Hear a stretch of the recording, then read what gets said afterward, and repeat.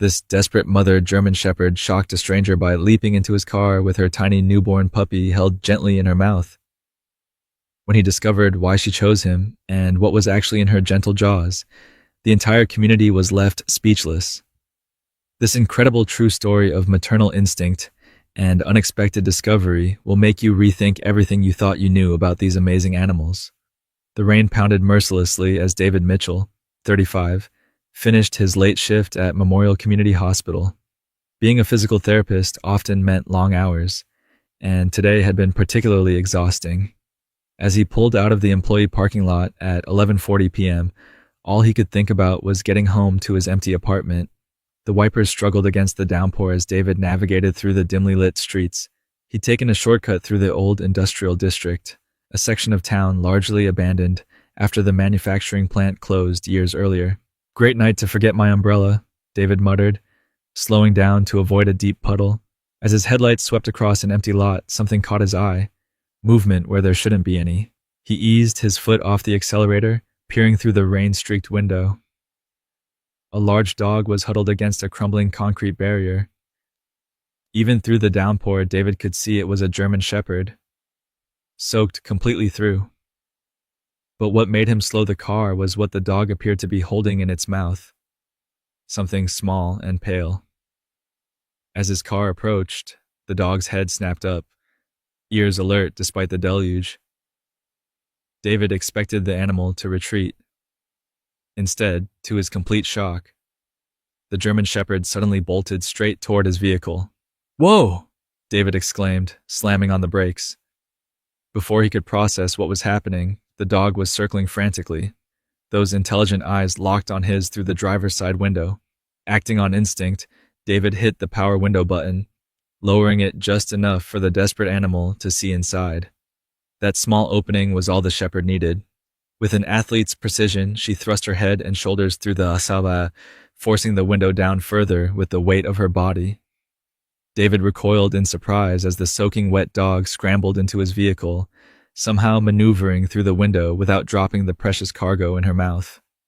Before David could react, the German Shepherd was on his passenger seat, her mud-caked body dripping all over the upholstery. But it wasn't the mess that held him transfixed. It was what she was carrying. Cradled with extraordinary gentleness in her jaws was a tiny newborn puppy, its eyes still closed, pink skin visible through sparse, damp fur. The mother dog carefully placed the newborn on his passenger seat, then looked up at David with an expression so intense, so deliberately communicative, that he felt a chill run down his spine despite the car's heater blasting at full power. "You want my help?" he whispered, scarcely believing what had just occurred. The shepherd maintained unwavering eye contact, then gently nudged the tiny puppy with her nose. The newborn squirmed weakly, emitting a sound so faint David could barely hear it over the rain. In that moment, something passed between man and animal, an understanding that transcended language. This wasn't random. This mother had specifically chosen him, had taken the extraordinary risk of jumping into a stranger's vehicle, had trusted him with her most precious possession. David's first instinct was to drive to the 24-hour emergency veterinary clinic across town. The newborn puppy looked alarmingly fragile, and the mother shepherd, though clearly exhausted, remained alert, her attention divided between her baby and David, as if assessing whether she'd made the right choice. "It's okay, girl," he said softly, pulling away from the curb. "I'm going to get help." As he drove, David called the emergency vet clinic, awkwardly explaining the situation while keeping one eye on his unusual passengers. The German Shepherd had settled somewhat, lying protectively beside her puppy but maintaining a respectful distance from David, remarkable restraint for a mother with a newborn. "So this dog just jumped into your car with her puppy?" The receptionist sounded skeptical. "I know how it sounds," David replied. "But yes, that's exactly what happened. The puppy seems very young, eyes still closed. I'm worried it might be hypothermic from the rain." 20 minutes later, David pulled into the clinic's parking lot. The challenge now was getting both animals inside without the mother panicking.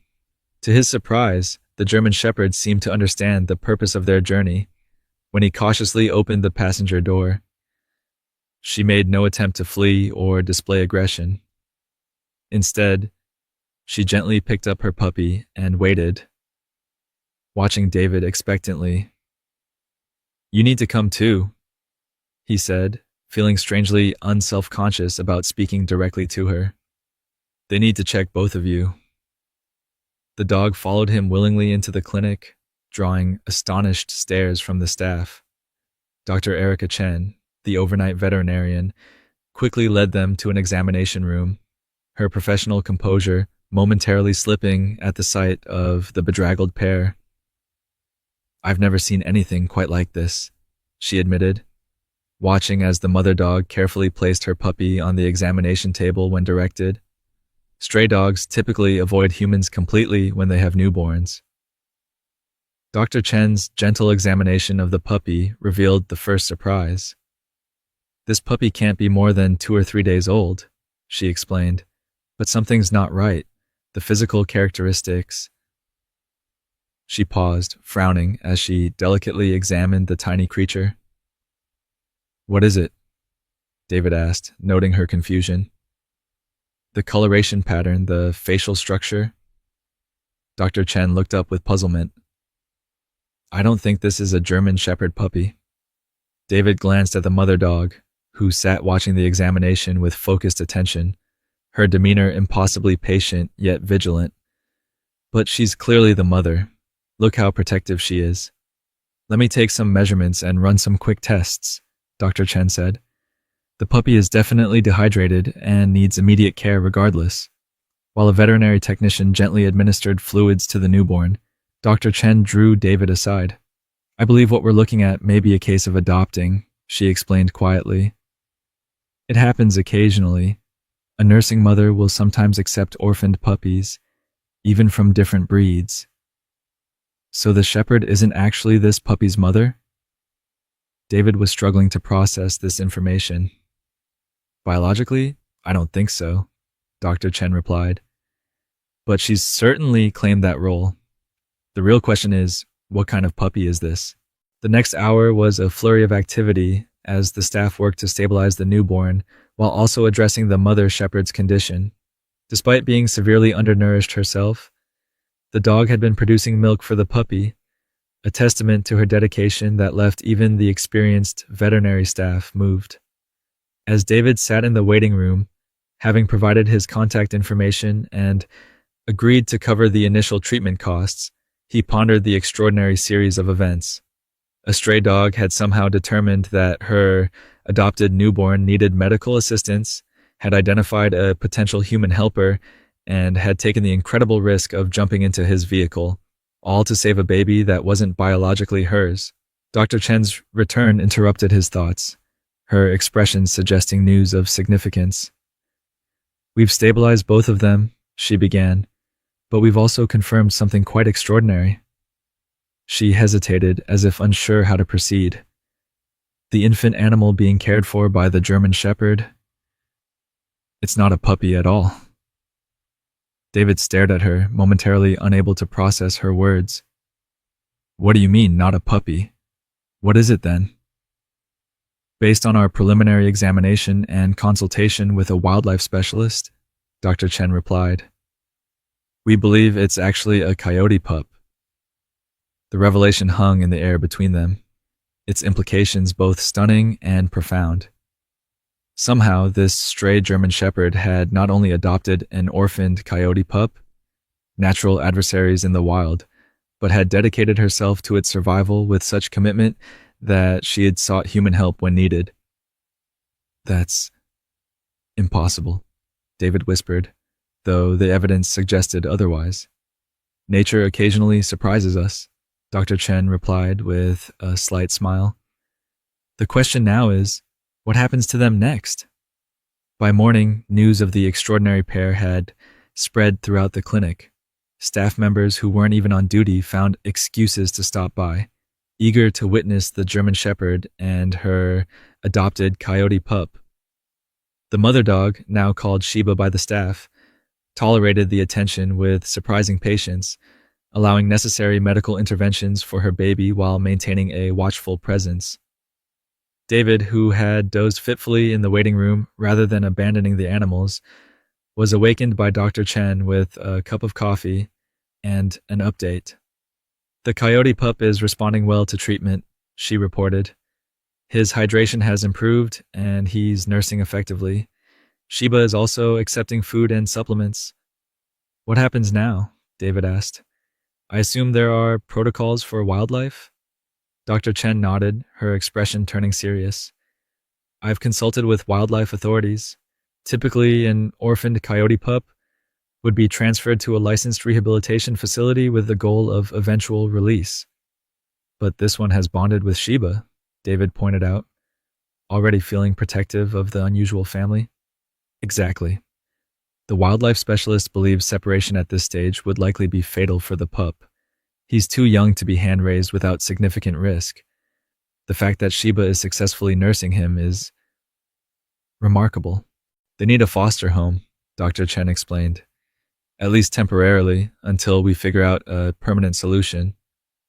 The wildlife center can take the coyote when he's older, and Sheba could enter our adoption program once she's healthy. David's logical brain immediately cataloged all the reasons this was a terrible idea. His apartment lease prohibited pets. His work schedule was demanding. He had no experience with dogs, let alone one caring for wildlife. The potential legal complications of harboring a coyote, even temporarily.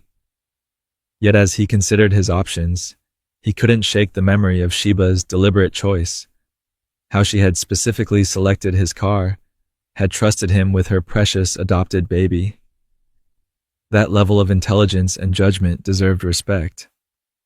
My lease doesn't allow pets, he said finally, but my sister has a house with a fenced yard about 15 minutes from here. She's out of town for the next 3 weeks, visiting our parents in Florida. I have a key to check on things. Dr. Chen's expression brightened. That could be perfect for temporary fostering. We can provide all the supplies and medical support. 2 hours later, after signing multiple forms and receiving a crash course in caring for both a nursing dog and a newborn coyote, David found himself driving toward his sister's house with a freshly bathed German Shepherd, sitting calmly in his passenger seat. The coyote pup, now properly hydrated and fed, rested in a special carrier designed to maintain warmth. I must be out of my mind, David muttered, glancing at Sheba, who watched the road ahead with remarkable composure. For an animal who had likely been fending for herself on the streets, her adaptability to car travel and human handling was extraordinary.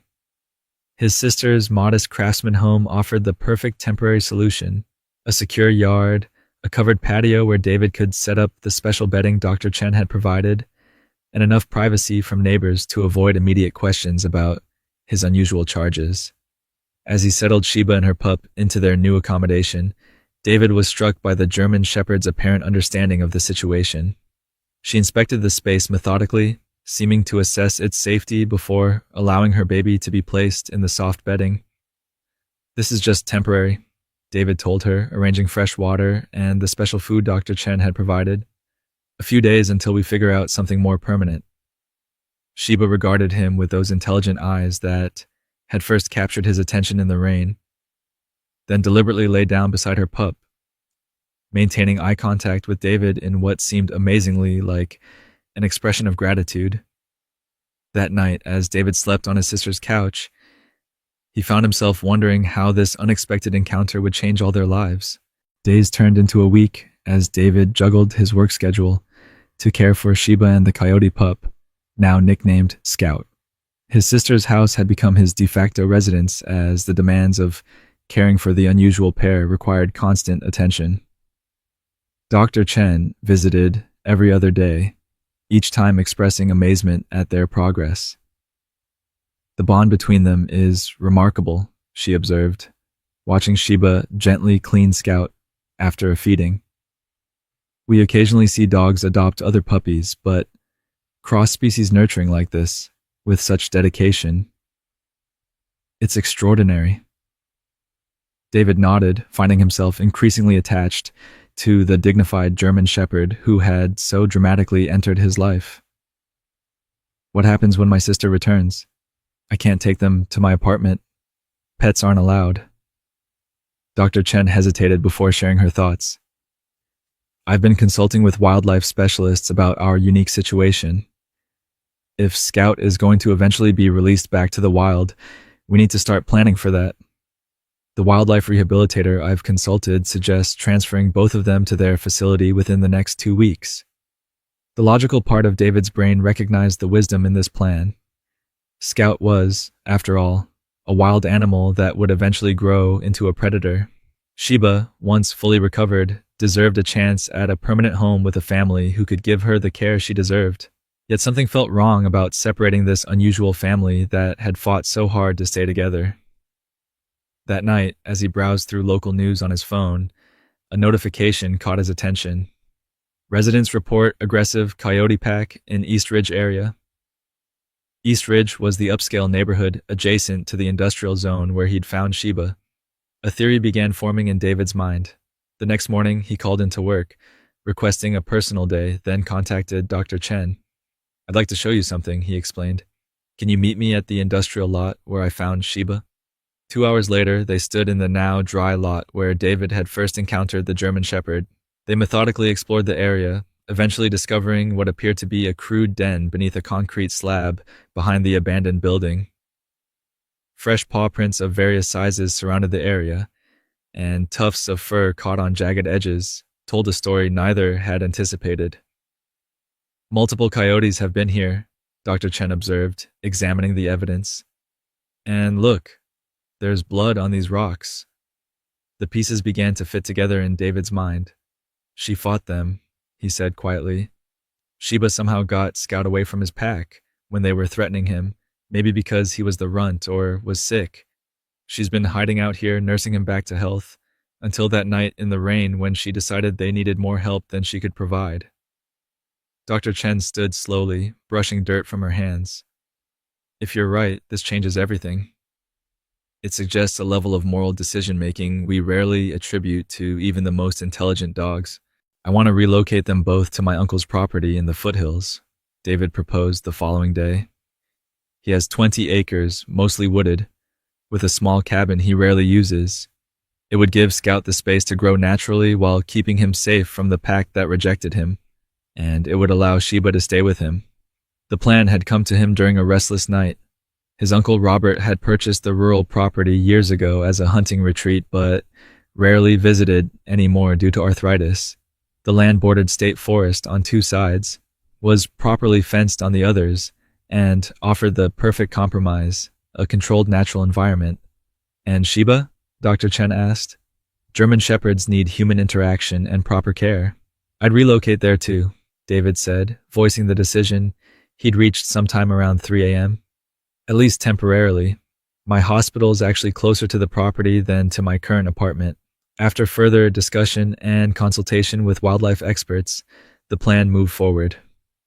David's uncle, intrigued by the unusual situation, readily agreed. Just don't let that coyote develop a taste for my neighbor's chickens, he joked during their phone call. The cabin required substantial cleaning and basic repairs, which David tackled during his days off. Throughout the preparations, Sheba seemed to understand the coming change. Her behavior shifted subtly, more alert during car rides, studying the new property with methodical attention during visits, identifying potential detain locations for Scout with what appeared to be deliberate planning. 3 weeks after Sheba had leapt into his car, David completed the move. His apartment lease had been transferred to a colleague, his essential belongings relocated to the cabin, and his sister, now returned from Florida and thoroughly surprised by the developments, had been sworn to secrecy about Scout's true identity. Dr. Chen arrived for a final checkup the day after they settled in, bringing additional supplies and medication for both animals. I've registered Sheba as your official pet, she explained, completing paperwork on the porch while Scout explored the safely enclosed yard under his adopted mother's watchful eye. As for Scout, officially he doesn't exist in the system. The wildlife authorities have agreed to look the other way given the unusual circumstances, provided he remains within the property boundaries until fully grown. As the veterinarian prepared to leave, she paused, watching Sheba guide Scout away from a potentially dangerous bramble patch with gentle correction. You know, she said thoughtfully, in all my years of practice, I've never seen anything quite like those two. It's as if Sheba understands something fundamental that we humans often miss, that compassion isn't limited by species or circumstance. The seasons changed as life at the cabin settled into an unexpected rhythm. David had converted the second bedroom into a home office, allowing him to work remotely 2 days a week, an arrangement his supervisor had surprisingly supported. Scout had grown remarkably, his puppy fuzz replaced by the distinctive coloration and sleeker coat of a juvenile coyote.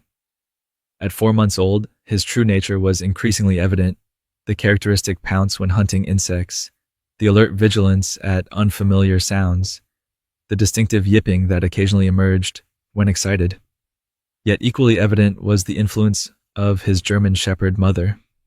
Scout displayed none of the fear of humans typical in wild coyotes, instead observing David with the same intelligent assessment that characterized Sheba's gaze. He had adopted many of her behaviors, waiting patiently during mealtimes, respecting boundaries David established around the property, even attempting to help with outdoor chores by carrying small tools in his mouth, mimicking Sheba's retrieval games. One crisp October morning, David woke to Sheba's urgent barking, not her usual alert, but a sharp, demanding call indicating genuine concern. He rushed outside to find her at the east fence line, Scout nowhere in sight.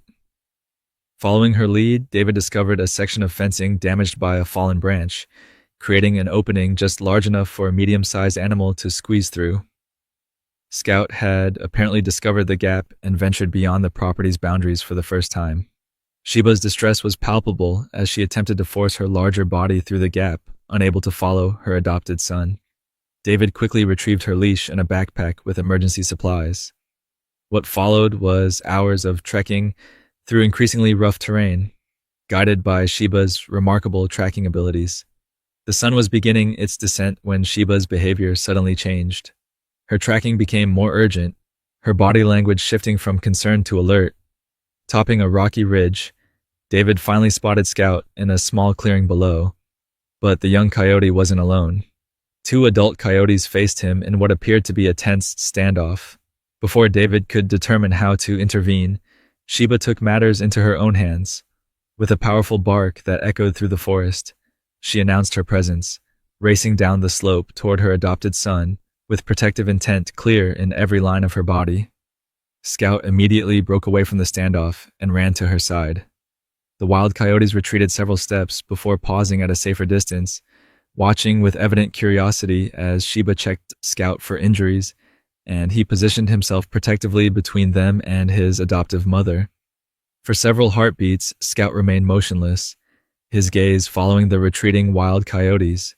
Then, with deliberate purpose, he turned and trotted back to where Sheba and David waited, leading the way home with confident steps. The choice had been made, not by circumstance, but by Scout himself. 1 year later, Dr. Chen's study on this unprecedented case had drawn attention from wildlife specialists nationwide. Scout, now fully grown, had matured into a magnificent example of his species, yet remained devoted to both Sheba and David, who had permanently relocated to the cabin. On this particular spring morning, exactly 1 year since that fateful rainy night, Scout approached David with a rabbit he had caught, gently placing it at his feet rather than bringing it to Sheba as he usually did. As David acknowledged this gift, he was struck by the profound realization. Scout was deliberately including him in their family structure, offering provision as he would to pack members. This German Shepherd, who had once leapt into a stranger's car with an adopted baby of another species, had created not just a temporary solution to an immediate crisis, but a permanent expansion of what family could mean, for herself, for Scout, and for the human perceptive enough to recognize the miracle unfolding before him. If this story touched your heart, Subscribe to the channel and leave a like. Share it with someone who appreciates the remarkable bonds that can form between all living creatures. Remember, sometimes the most extraordinary families are formed in the most unexpected ways.